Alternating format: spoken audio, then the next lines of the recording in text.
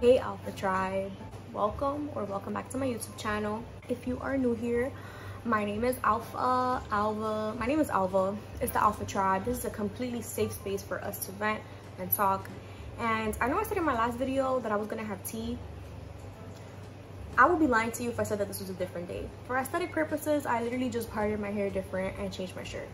But I am continuing because I'm still in the mood, and if you don't understand, you should go back and watch my first video because this is a series and this is part 2 of my series, so you might as well just catch up, okay?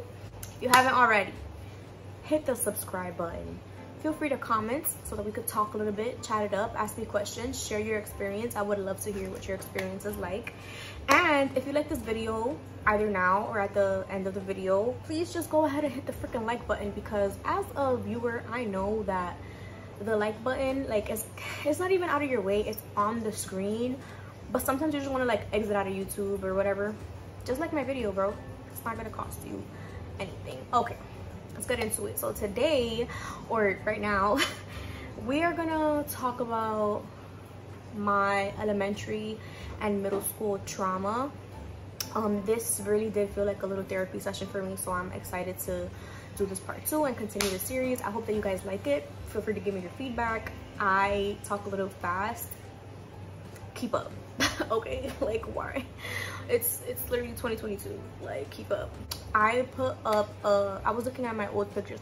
Okay, I am filming on my phone, and I was looking at pictures on my phone to empty out some storage, and I was like, yo, I was cute as fuck, and I was super duper insecure when I was younger, which is really sad.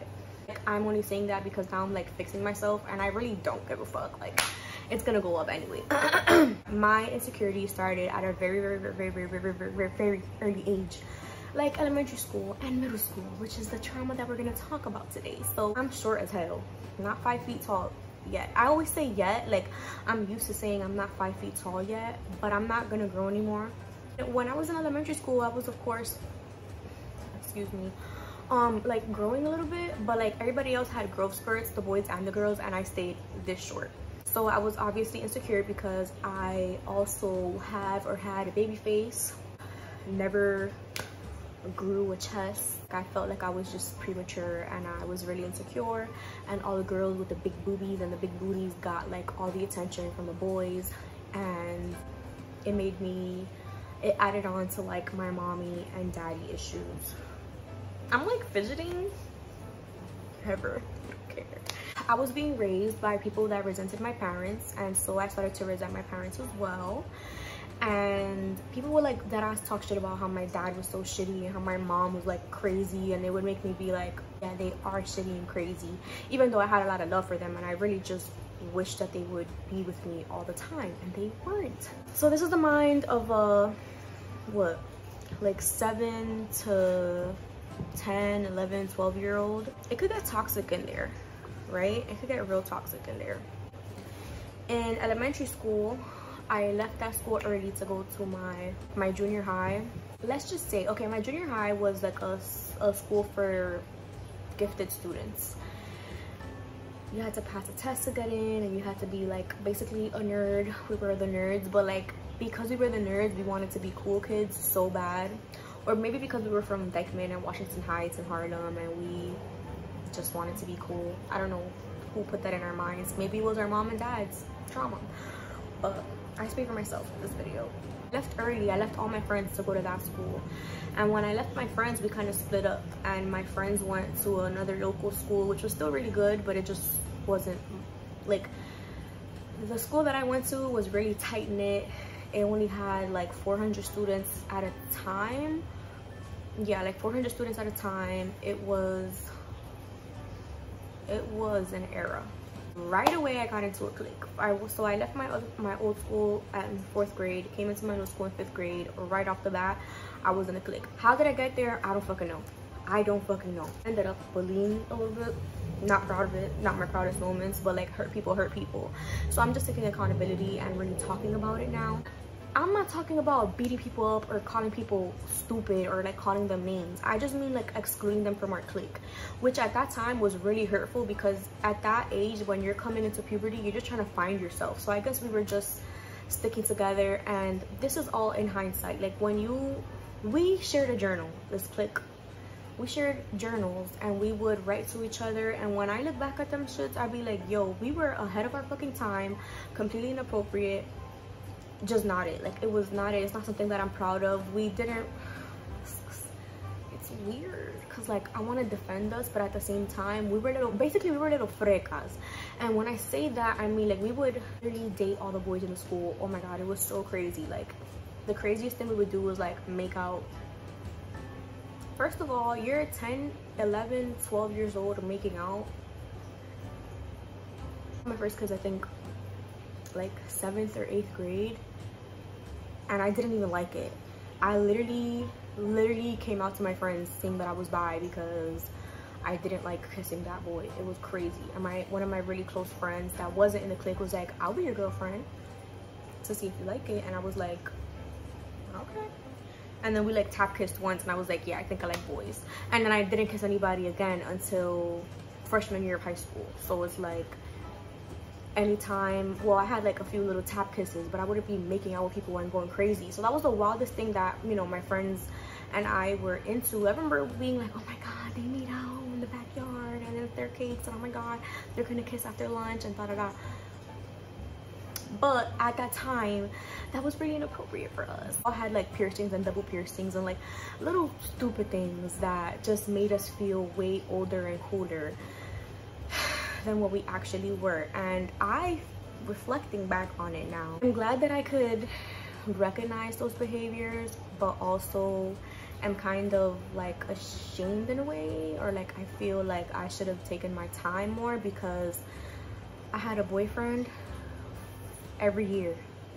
Like 5th grade I dated one guy, 6th grade I dated another guy till 7th grade, and then 8th grade I like dated another guy. And for me that was OD. I had never had a boyfriend before. I feel like I wasn't giving the boys what they wanted. They literally wanted to fuck, and I wasn't gonna do that. Like, first of all, I'm scared. Doesn't that shit hurt? I've heard rumors. Second of all, I don't want to get pregnant. Third of all, you want me to catch STD? This is what I was thinking about at that time. There's no reason why a 10, 11, 12-year-old should be thinking about all that shit at that time. You feel me? So it was like traumatic, because I was like, damn, nobody's ever gonna love me because I don't want to give it up. I shouldn't have given a fuck about that. But nonetheless, it made me feel really insecure about how I looked and how I acted and a bunch of different things. And it made me start wearing makeup and straightening my hair. I have beautiful curls. I never embraced those when I was younger because I just wanted to be like everybody else. So yeah, everybody was really advanced. So I started feeling alone. And then at the same time, my mom and my stepdad had gotten into issues, and we went to live in a shelter when I was 13. Well, I was 12 and I spent my 13th birthday in the shelter, and I remember feeling so depressed. I was like, you know, it was an advanced school, so we knew about things, like we knew what was up. That's why we were doing all of this crazy shit, but it just wasn't appropriate. And I remember diagnosing myself and like going to counseling and stuff, because I didn't want to like say that I was depressed because I didn't want my mom to get in trouble, but bitch, I was depressed. Like, I was really fucking sad. I was crying every single day. I was self-harming. I was like putting my trust into the wrong people, falling into the wrong crowd. I started having curiosities about like drinking and smoking, and I was like open to stuff that I wasn't open to before. And so like, consider the fact that I'm going through puberty now and there's hormones and everything.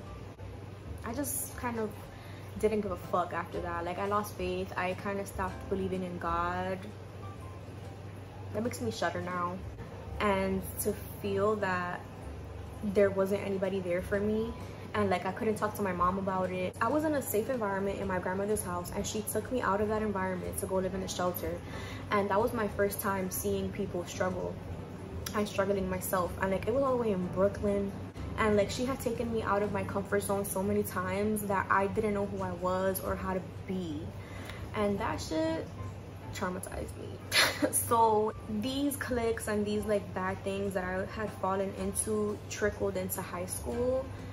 And that's when you really try to find yourself. And high school, like literally high school will either make or break you. Like, everybody has their biggest traumas and stuff in high school. When I got there, shit just got even worse. People in my middle school, we all applied to the same high school. First of all, I wanted to go to fashion industries to pursue my passion, which was literally, I have the same way that I have a bunch of journals, I had a bunch of like composition notebooks full of different outfits, hairstyles, shoes, just tops, bottoms. Like I would categorize everything and be like, this would go with this and that would go with that and this would be like this, and makeup and I was like super artistic. I wanted to go to fashion industries to pursue some kind of major there, and my friends convinced me to go to a different school. So I went to that school with them, and that school was literally for the ratchets. Don't get me wrong, I had a lot of fun. I had like an alright high school experience. Nah, I'm talking shit. That high school experience could have been a lot better had I put myself with the right people and actually got educated, but I didn't give a fuck, and I will talk about that in the next video when I go into my high school traumas. So just to end this off, the way that I was able to overcome that was to, if I ever hurt people or people ever hurt me, we could talk about it and we can get over it.